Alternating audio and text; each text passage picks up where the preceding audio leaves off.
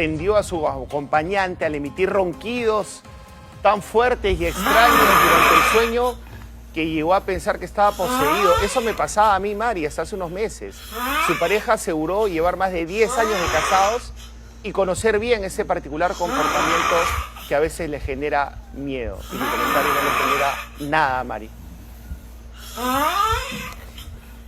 Y mira, mira, qué horror, Mari. José. Así roncaba yo, Mari, mira. Ah, ese es el perrito. Mira.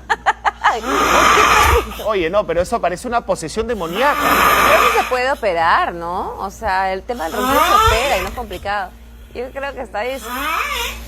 Sí, bueno. La gente que roncará así, ¿no? Wow. No sé si es que roncas tú, pero bueno. 7:40.